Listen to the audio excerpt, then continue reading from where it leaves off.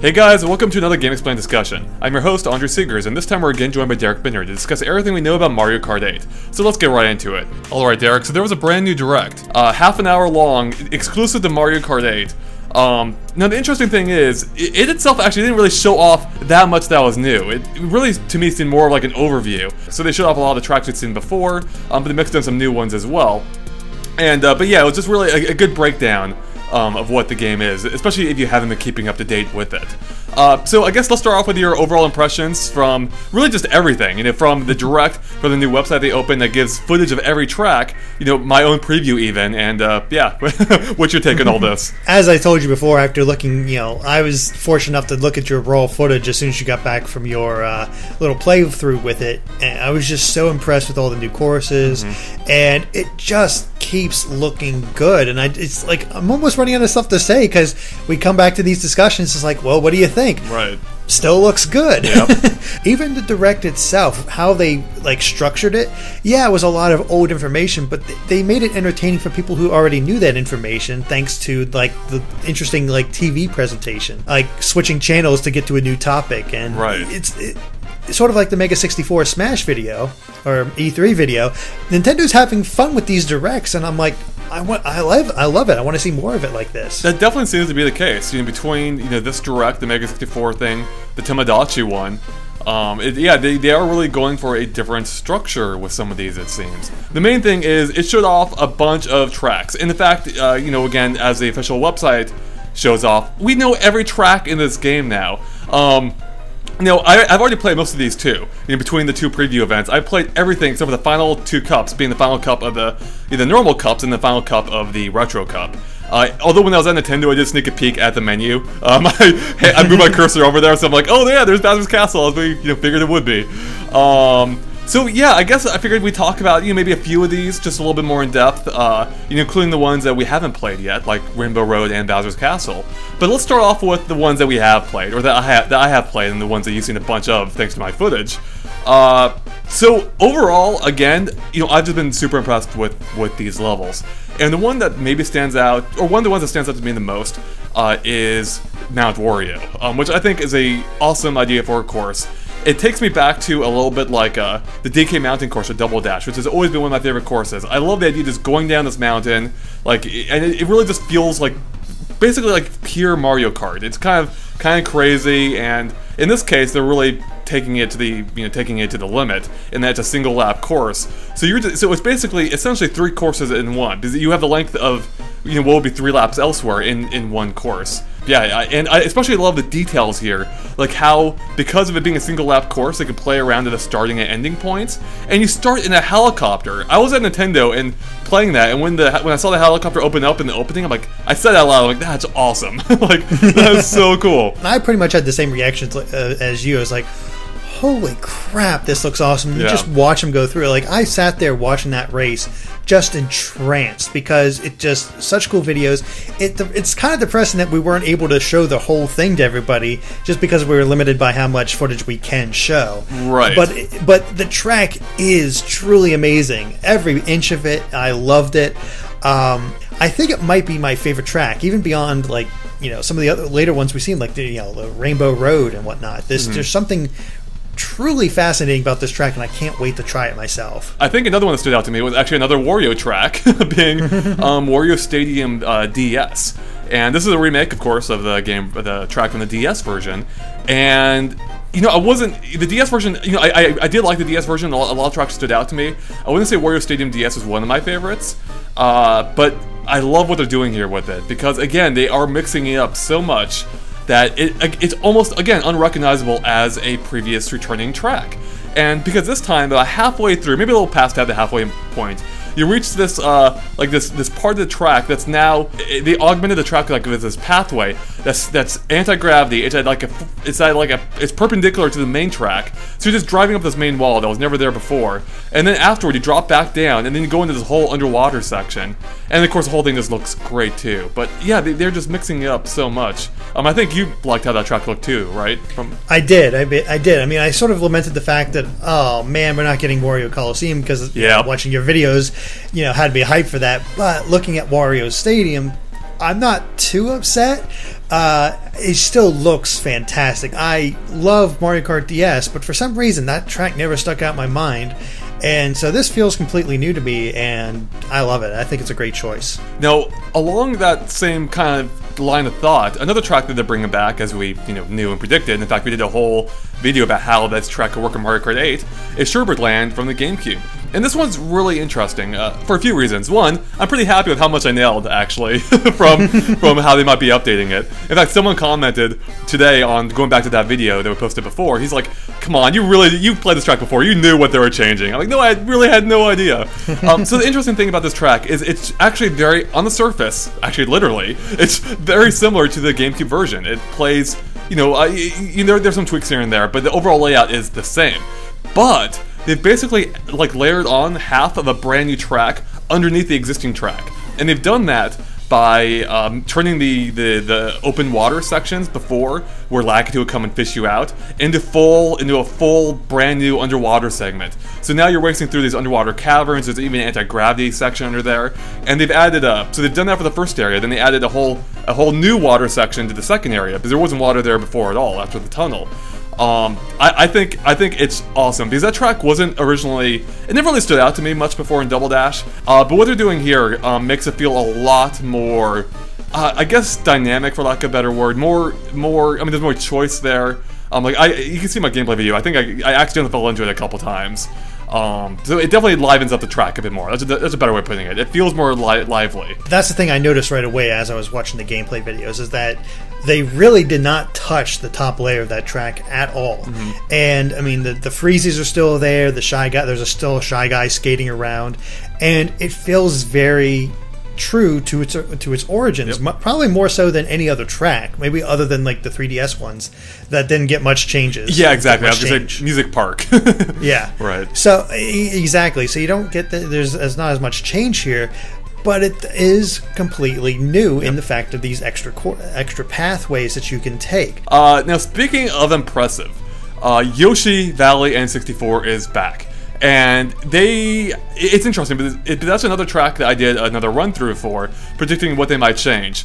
And very few of my ideas actually came to fruition. I mean, some of them did, some of the overall concept ones, like making it look more like a valley, which they did. They added added more mountains, it seems like. Basically, just made the track look a lot more visually impressive, which is great. They added some water features that I think I also mentioned. There's some waterfalls you can go through, although there is notably no underwater sections, which I also I didn't say there would be. That it is kind of interesting that they didn't do that, but that is something they've added to a lot of these retro tracks. The really interesting thing here is how they're changing up the alternate paths, because a lot of people, it seems like that's kind of like a divisive thing with this course. Because what made it so distinct originally was there's all these different paths, and they still have that element, but what they're doing now is making every path feel even more distinct. Like now, if you take the far left path, there's a bridge now, like a very thin bridge. I almost got knocked off of, I think in our gameplay video, where you can see almost twice in one run. I'm like, Jesus, I don't want to go back, take that route again. And then there's a new lengthy tunnel they've added, although I think they got rid of the porcupines, just as a footnote.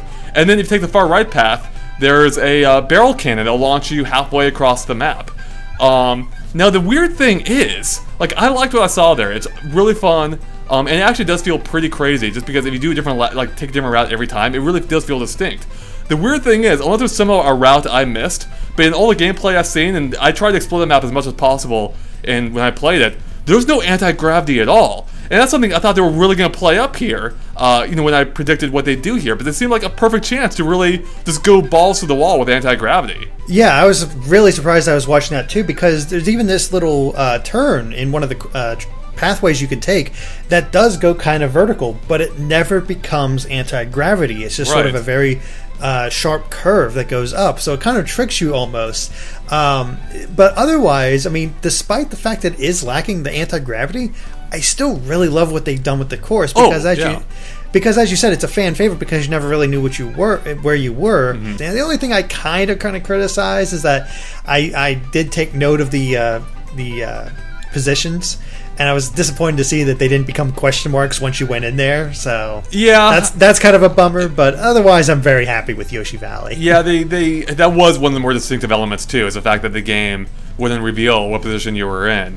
So yeah, that is a slight disappointment that that's not returning. But still, I really enjoyed the track. I mean, the fact that I didn't realize there was no anti-gravity or even flying, I think, besides a barrel cannon, really speaks highly of how this course has been designed. But I do kind of wish I had done even more with it, done something with anti-gravity. But it would have been cool to race along the valley wall or something, I feel like. Okay, so that covers it for all the for all the tracks that we want to talk about that we played, and some that we didn't as well. But I want to talk about some of the brand new tracks that were shown off that we haven't really seen before, besides the menu sneak peeks I got at Nintendo. And that is Bowser's Castle and Rainbow Road. And I'm talking about the new ones, not the returning Rainbow Road. So, yeah, so I guess let's start off with your thoughts, Derek, on Bowser's Castle. What do you think of how this track looks? It looks really amazing. I'm not sure about the track design itself. Interesting. The design itself looks kind of... I don't know. I don't know what I was expecting from it. Right. But I'm watching the video of it playing, and I'm like, well, this is cool visually, but the track design, I don't know. There's something just not clicking with me with this course. The only thing I really enjoyed as far as the track design is the Bowser statue in the in the main hallway that punches to either the right side or the left side, and that does become a bit of strategy because obviously you get a boost from running into things while doing anti-gravity. So in order to go faster, you want to aim for the side that he's punching. But he's also a hazard too, though. You're gonna have to watch out for where he's punching. So you don't you don't want to get squished, right. But you want to hit it so you can get that boost. So I do really like that, and I do like the part afterwards where you have the two tracks going down this hole opposite of one another. That looks, while visually impressive, I don't know. It just doesn't look. The course doesn't look impressive, I guess is the simplest way to put it. And I'm not quite sure why. Maybe it's just because of the way Nintendo's video showed it off, and I didn't get a good grasp of it. Yeah. But yeah, I don't know. It's weird. Yeah, that could be. So I actually didn't have that same reaction. I thought, I don't think I've seen enough to really have a final verdict, but I do like what I have seen. And as you mentioned, the statue is awesome. It reminds me of if Bowser were a Titan in God of War or something. Yeah, it actually is kind of hard to get a good feel for this, at least based on the clips we've seen. Of course, I'm going to try and break this down and see if we can better figure out how this track's working. But I definitely like how it looks. Right away, I don't know if it was an intentional callback, but the castle, I'm pretty sure it wasn't, in fact. But the castle reminds me a lot of of how the Bowser's City, Neon City thing looked in the Super Mario Brothers, or in Super Mario 3D World, a little bit, just in its general scale and appearance, and having the spotlights around. Yeah, I don't know. I'm actually really curious to see more of this track, because I do kind of like how it looks, and I am eager to see how it plays. Now, the interesting thing here is, I feel the exact same way you do about Bowser's Castle, except for Rainbow Road. I am completely let down by what they've shown off so far. And again, it could be because of how they showed it in this video, but based on the comments from the director, I was expecting something way wilder than what they're showing off here. And again, maybe they didn't show, enough of it off, or the right parts, but it didn't really impress me. I'm kind of the same. I like the core concept that you're flying around this sort of space station. Yeah. And it's cool that way. And there is some sections like that figure 8 thing in the one corner. I think that looks pretty cool. There's elements here that I do like, and what I noticed most of all was that it looks to be a 3-lap course. Mm-hmm. So we have a Rainbow Road that is 3 laps like it typically is, and one that's just one big lap with the retro Rainbow Road. But yeah, I think it looks, again, brilliant, but the course design is just, for some reason, and maybe it's, like I said, maybe it's just the way they're showing it off, but is leaving something desired. And it also, the other thing this is working off of is that we've already seen, Rainbow Road N64, which had a huge improvement to it. And it looks amazing. You got this crazy train going around. It looks so magical. You got the city down below you. It's blowing you away. And I think I need to see more of this Rainbow Road in the same vein as that one for me to get a better feel for it. Because I don't want to write it off yet, because I think there's some good ideas here, and I think it could really impress me. Mm-hmm. But as of right now, with just this minute-long clip they have of trying to show it off, it didn't do as much for me as I was hoping. Well, yeah, that's the thing. With any racetrack, it's you really have to play it to get a good feel for it. You're not sure how it's going to play. So I'm sure our opinions could change, very likely. But it's going off purely visuals. Honestly, even for me, like visually, I mean, technically it's fine looking. I don't find it to be that remarkable visually. It doesn't seem that special to me. I don't know. It seems conventional. Is a good way of putting it. It's like how I would look. That's how I would expect a Rainbow Road to look if they were, you know, going by the book basically, which is what it seems like they've done here. I mean, they are doing some new things, but I don't know. Yeah, it's like, you know, when we theorized how this track could work based on the director's comments that they were doing new things, we had a lot more like a lot more ambitious ideas than what's on display here. Yeah, it does seem like that. I mean, when you think you're going to go even crazier than, and you know, so proud of what you did compared to even the N64 one that we saw at that point, our minds just went wild. Right. And I don't know, we're just not seeing it here. And I think we predicted it was going to go around the Rosalina's observatory and flies all around that and does crazy things with all the elements from Mario Galaxy. And instead it's this space station that I guess is supposed to be a representative of Mario Kart TV's headquarters, which is kind of cool, but you know, I guess it's just an example of our thoughts going beyond what was actually going to happen. Yeah, I mean, the main issue is just it misaligned expectations, I think, and that's based on comments from the director or from someone on the development staff saying we're doing some brand new things here, and maybe they are, maybe it wasn't shown off here, but based on what I can see, it didn't impress me that much. But you know, I'm gonna of course reserve judgment, and even if I don't end up liking a track, who cares? There's so many other good tracks in this game. All right, you know, I have Mount Wario. I'm happy. Yep, exactly. Now, oddly enough, one of the things that Direct doesn't cover, one of the few things that Direct doesn't cover, is battle mode. And this is something that they actually focused on quite a lot at the preview event I went to, where they talked to us about it, and we gotta do at least one, we gotta do a single match in it. And I'm not quite sure why they ignored it. I guess they already had so much to cover. Maybe they didn't feel it was worth it, or maybe, I don't know, maybe they're not terribly confident in it. But so far, it does seem to be divisive in how people are perceiving battle mode to be. So here's the thing for me. I'm excited and concerned about it. I'm excited because it's a return to form for how battle mode used to be. Like, all the best Mario Kart games, when most people speak of battle mode, they're talking usually about the Game Boy, the original Super Nintendo or Mario Kart 64. In which it was last man standing. You had 3 balloons. Once you lose them, you're out. Whereas the most recent Mario Kart games, they kind of screwed to that formula, and and they're going back to that with this game. So it's purely, you have 3 balloons. Once you're out, they're gone for good. Although you come back as a ghost, which is really cool. So you can still wreak havoc, but you can't win. So yeah, that to me is exciting in of itself. Like the fact that they kind of going back from what the most recent Mario Kart games have done, undoing that and going back to a pure sense of the game. The potential problem comes into play with the maps, and that's because all the maps are based on tracks from the game. And at the event I played Moo Moo Meadows. As far as I can tell, it's the exact same as the racing the game, racing on that track in the game itself. The only things they changed were item boxes. I think maybe a few hazards, like some of the cows might have moved around. And as I say in the preview, I had fun with it. But the question is, will that fun last? Because it was a preview event. I played it once. It seemed totally fine there, and I love that they were going back to the core mechanics. But I do wonder if having every track based on being on being based on a track from the game, and as we can see in a recent gameplay compilation from Nintendo's website, or a battle mode, all these tracks seem to be very similar to the main game versions.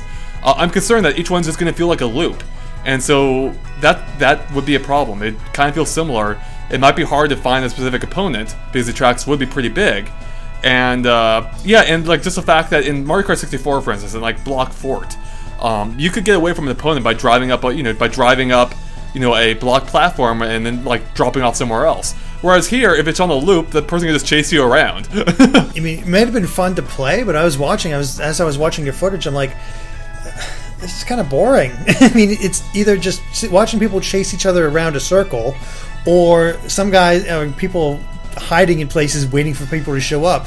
So it really wasn't that exciting to me, and I think it was purely because of the circular, design. Mm-hmm. Now, if there was an open area in the middle, that means there's no place to hide. Right. And I have no problem with them using the existing tracks. Right. I just wish they had modified them so, you're in these tracks, but they're designed more around battle mode than they are about than they are races. Well, and that was going to be my impression too. Like I thought maybe Moon Meadows was an exception because that track already is, I think, on the smaller side. Maybe not. I don't know. But I thought maybe with the other tracks that it would be more theme based, like reusing elements but redesigning these courses so that there's more to them. And yeah, it doesn't seem like that's the case. No, it doesn't at all, and it's disappointing because they are so close to achieving like the battle mode that everybody likes, and then they have these circular tracks, and yeah, it could work in practice, but I don't. There was something so fun and chaotic about having this open bit in the middle, and that's my problem, is that it all these are in a circle, right. Whereas before you had these different layouts that you could sort of play around with and change, and even go with different heights, as you said, with the whole block tower thing.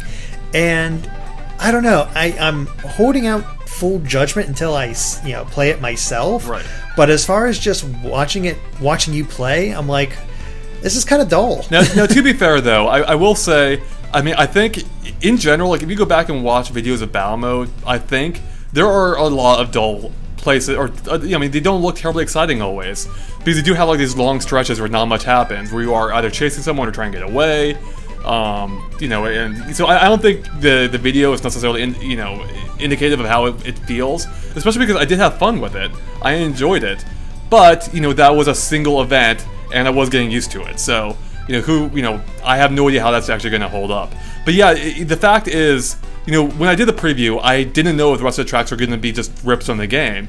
And the fact that I now know that they pretty much are, actually does have me feeling a little bit more down on the whole thing than I did, when I did the preview. But I was a little bit more optimistic, hoping that those tracks would be more redesigned.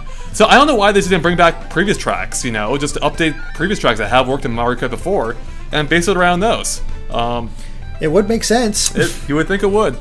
Alright, moving on, we have a couple of new items. We kind of knew about these before, and in fact they work exactly as some of our predictions were, and that's the Crazy 8, which is just like Mario Kart 7's Lucky 7, except with 8 items instead of 7, and the Super Horn, which allows you to basically destroy anything around you, within like a vicinity, like a bubble around you. So it'll take out bananas, shells, even blue shells, and it'll blast other opponents, out of your way. So yeah, I mean, Crazy 8, I don't know, I didn't care about the Lucky 7s, so that's whatever. I mean, it's fine, it's just not a particularly imaginative item, it's just a mixture of other ones. But the Super Horn, I didn't get a chance to try for myself because it appears very rarely. It only appeared twice in all the times we were playing Mario Kart, with 4 players at Nintendo across 8 races, so it's pretty rare. But it looks pretty awesome. I can see it having... especially with how powerful it is being destroyed with blue shells, I can see it adding a lot of risk versus reward type of things. It's like, do I want to use this item now, or do I want to save it for one first? And especially because you can only hold one item now, that means if you're holding onto that thing, you have nothing else to defend yourself with. So it's like, do you want to use it to blast back another racer, for instance, or do you want to save it for a blue shell that might be coming your way? The Crazy 8 is... whatever. Yeah. It is, it's a really nice item to get, but it's not really a nice, it's not that exciting to talk about, just, hey, a bunch of items. The horn is the first time we've seen a real defensive item against a blue shell, which, is kind of big in terms of Mario Kart. I mean, we've never really been able to avoid that, and I think they find a right balance here where it is that rare. So, because it is so rare, and it's not like you're going to get another one of these things to defend yourself anytime soon, you do really want to conserve when you're going to use this. Do you use it right away to help you get a little further, or do you hold it in reserve in case something happens and sort of sacrifice your chances at other items? I really love that element about it, and I don't know, it's pretty. I think it's pretty exciting as far as items go. Now we also got a couple new drivers. We got Gold. We got baby Rosalina, which I'll admit she's kind of adorable, even though it's another baby character, which I'm kind of indifferent to largely. And then there is Pink Gold Peach, which I'm completely indifferent to. What do you think? Well, I think you're indifferent to it, I'm indifferent to it, everybody's indifferent to it. Every comment I've seen is like, either it's, oh, that's kind of neat, to, oh no, why'd they put her in when we could have so many other characters that we want in, I saw everybody listing off all these other characters they'd rather have. Birdo, Egad, which is my personal favorite that I wanted. King Boo, just crazy stuff like that. And of course, invited the comparisons. Like, okay, we're gonna get Baby Metal Mario, just crazy combinations of variations of characters that we already have. And, I'm all, Baby Rosalina does not bother me at all. The babies, I kind of used it in Double Dash. Not really used since. And, I mean, they're nice enough, but it doesn't really do much for me. I guess the main complaint you get a lot about it is you could group a lot of these characters together. You have your core Mario cast, you got your Koopalings, you got your babies, and then you have this weird clone by herself, kind of. So it doesn't feel, I would say the mixture doesn't feel quite as strong as a Mario Kart Wii. No, I think, because there we had Diddy Kong and Funky Kong and all this other stuff. And there's, people did not like, Queen Bee being in Mario Kart 7, but I really think there's opportunities here that they didn't get to use. Like, as people said, King Boo. It's so weird that Birdo's not in here. Yeah, especially with a lot of people, found in one of our own gameplay videos. There's a banner there, the advertising Birdo, which suggested she may be a character, and as far as we can tell, she's not. But who knows, they could go the DLC route. Maybe that's how we'll get Birdo and Nabbit, of course. Of course. Alright, next up we have online in Mario Kart 8. And, of course, you can play online with 1 or 2 players in Grand Prix, and presumably battle modes online as well. I didn't confirm that at Nintendo, so I'm not entirely sure. I think it's a safe bet, though. But what I did learn a lot about is specifically how Mario Kart TV is going to work, and how online tournaments are going to work. So in the case of Mario Kart TV, I went in depth in our preview, and so did the Direct. But basically, it allows you to post highlight reels, post it to Miiverse or YouTube, which is awesome, totally unsurprising. Although, I'm a little bit concerned Nintendo just found an even easier way to claim more of our videos. It's like, oh, Mario Kart 8 video, claim. Yeah, so I think that's kind of cool. It really just simplifies the process of posting replays that are more dynamic than just being a simple replay, because you can change some attributes and make it look, a little bit more exciting. Yeah, what do you think about that? It's not a mode that I probably will use that often, just because, nobody cares about my YouTube channel. I use it to basically just keep up with other YouTubers, so I'm always more focused on GameXplain, so it's like, I can just record it otherwise. And the advantage of me just recording it myself is I get it, the full race. However, I do really like all the editing options that you have for this, where you can focus on a specific character or specific things happening in the race and make it feel more dynamic, and it sort of shows, so that's how they're getting all these crazy angles for the trailers. So I can definitely see how a lot of people would be excited about it, but for me, it's whatever. Yeah, I can see that. That's fair enough. Yeah, I don't know how much I'll actually use it, but it's cool that it's there. It just goes to show Nintendo, better embracing, online in general. And that continues with the tournaments option, where anyone can create a custom tournament, set it public or private, and you can even set the time frame on which they run. You can set the exact attributes of that tournament as well, like what items are used or courses are played on. And I think this is pretty cool. It's a little bit similar in concept to the communities they had in a previous Mario Kart game. But it seems a little bit more elaborate and more specific, even in that these are like set times that these tournaments run for in real time. I think it's cool though. Like, I can see us opening GameXplain tournaments and just having people like hop in and race against them. Oh yeah, I'd love to do that. That's one of the things I was really hoping for with Mario Kart 8, because I do run a race against the fans and kick their butt and all that good stuff. But no, one of the things we talked about in our previous discussion that we decided to get rid of is, I really hope that, since you can choose which courses are going to be in the tournament, I really hope we can just choose all 32 and just have a massive, tournament to see who's the master of all of Mario Kart 8. Right. Yeah, that's it. We already know it'll be me, but it gives you a chance. Now, depending on your perspective, the biggest news of this all might be how good of a deal this could be. Both whether you already own a Wii U or not, because Nintendo announced there's a new bundle coming for $329.99, includes a deluxe Wii U, includes Mario Kart 8, comes with a Wii Remote Plus, and a red Wii wheel. That's a really freaking good deal, and on top of that all, regardless of how you buy Mario Kart 8, doesn't matter if you buy it online, doesn't matter if you buy it in a bundle, doesn't matter if you buy in a store, if you register that game on Club Nintendo by July 31st, you're getting another free game, at least in the US. Same thing, it works a little bit differently in Europe and Japan, but we're going to talk about the US here, but that's the details I learned about specifically.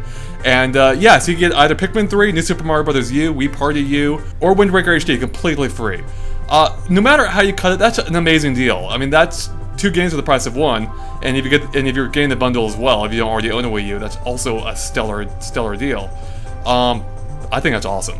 Like, Nintendo knows they have to really take advantage of Mario Kart 8 to get Wii U's into the hands of people, and I think this is going to do it. Or I think this is going to help in their prerogative.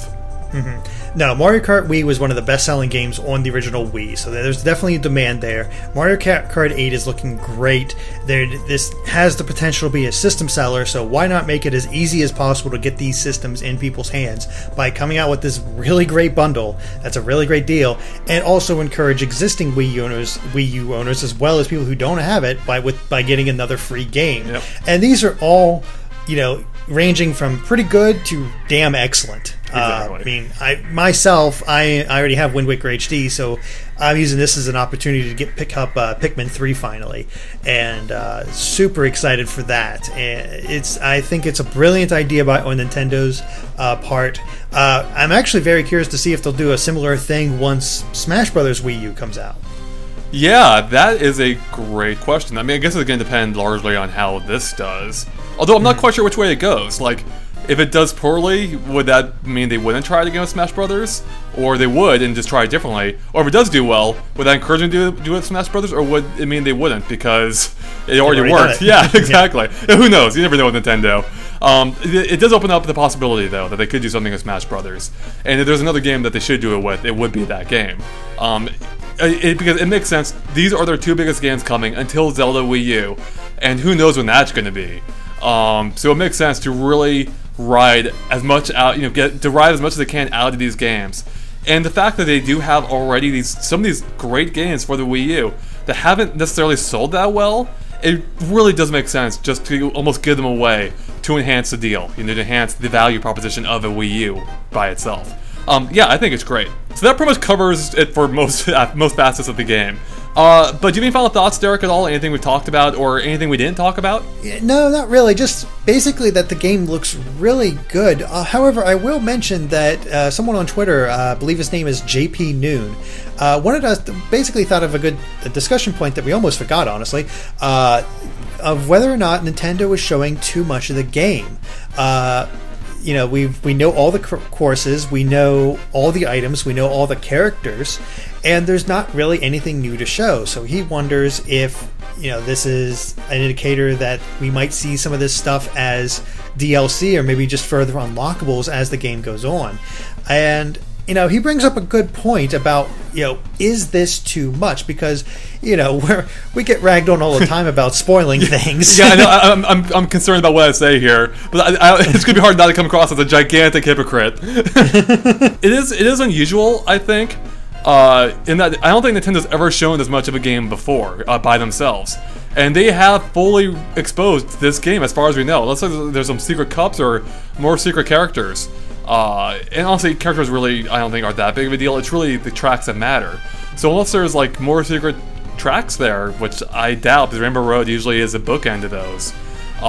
This is very uncharacteristic for them. So as to whether they've shown too much, that's a good question. I don't know. I guess it does take away some of the excitement a little bit in that presumably there's nothing left. I guess, we don't fully understand how every track's going to work still, until maybe I break it down or whatever. But ignore those breakdowns. They still offered you more of a taste of these tracks are going to be, as opposed to like a full, complete rundown. Especially if you take into account you're not going to remember every turn, every facet of these tracks before you play it. But I guess for me it is just a little bit disappointing that there's not anything left to discover. That when we play the game, presumably. So I don't know. What do you think though? I'm very mixed on this whole thing.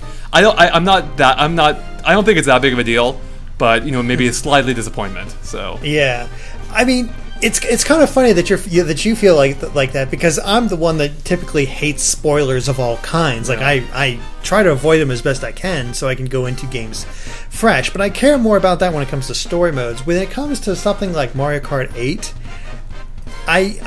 in some respects I do want to go into it fresh. However, every new bit of information they've shown for this game has only made me want the game more. Right. So I have to think they're doing something right in showing us all that stuff. And yes, there might be not as much to discover, but what I see makes me want to play it, get my hands on it. And there's something to be said about that when you're able to achieve that. And maybe that feeling will be different by the time I actually play it. I won't have that same sort of oomph for it. But by that point, I'll have already bought the game, and Nintendo will have my money, so they don't care. You actually bring up a really good point. It's almost like before they were losing out on untapped marketing potential. Because as far as I can tell, I can't really think of any major downsides to showing off more of this game. Aside from the fact that people might be disappointed, perhaps, when there's no more content in the game. But, they already have the game at that point. So it makes sense to show off as much as you can, really, in order to market it. Now, I'm not saying that's necessarily the best idea in terms of enhancing everyone's experience of the game, but from a purely sales standpoint, it makes complete sense. Like, it doesn't really, from Nintendo's perspective, especially when you want to sell this game as much as possible, it really makes sense just to expose as much as possible so you can appeal to as many people as possible. So even though we may not have been huge fans of Rainbow Road, other people maybe be like, hey, that track looks awesome, I want to play that game, And I think it ultimately makes sense. I don't think it's that big of a deal, even if it is slightly disappointing that there's not more there. But JP Noon does raise another question. He asked whether there's hidden content. I think no, probably. But he does ask if it could mean there's DLC as well, which I think there's a chance of. Now, they haven't said anything at all yet, but they didn't say anything really with Mario Golf either until right before its release. I think, I don't know. I'm kind of 50-50 on this, but if there's a game that deserves DLC, which a lot of people are probably going to get on me for using that term, deserves, I think it's Mario Kart 8. You're already getting the full Mario Kart experience. It's not compromised at all compared to past games. And I think it makes sense to build on top of that with even more content that you can download. And it would make sense for Nintendo to do that, especially if they've shown off everything so far in the game. Yeah, I totally agree with you there. We talked about this a little bit before when the Mario Golf DLC was announced. And in there, we thought the model that they used for Mario Golf worked very well. And I think if they did the same sort of thing for Mario Kart, I think I would buy it, because if we could get, let's say, basically a new cup, so 4 new courses, or maybe even 4 retro courses, plus a new character, that's completely worth the $5-6 they asked for if they keep it with the same sort of pricing model. And that would get more out of this game. And that would keep it special, because they might do as little trailers, but that's also content you haven't played yet that you expand this game for, and you can really experience and enjoy. So I'm not one to buy DLC usually, but I can see myself doing it for this game. I absolutely would too. I'm not, as I said before, I'm not a huge proponent of DLC, mostly because of how it's been implemented a lot of times. But I don't think it's inherently evil or negative, and as we talked about in our Mario Golf discussion, even Day 1 DLC gets really a bad rap, I think, because it's always just a value proposition. If you don't like it, don't buy it, And that's the best way to send a message. But in these cases with Nintendo, we are getting these full, complete experiences that, in the case of Mario Golf, they're enhancing with additional content. And I actually do hope to do the same with Mario Kart 8. I would love for this game to live on beyond what comes on the disc. I want to have more to it than just what we've seen. Alright, well that wraps it up for our discussion on Mario Kart 8. So thanks guys for watching. If you like this discussion, make sure to like and follow us on Facebook and Twitter at GameXplain. You can find links to them in the description below, which is a good way to keep up to date with everything we do on Mario Kart 8 and other things gaming. And of course, keep an eye on GameXplain.com for more on Mario Kart 8 and other things gaming as well. Alright, thanks guys. Bye.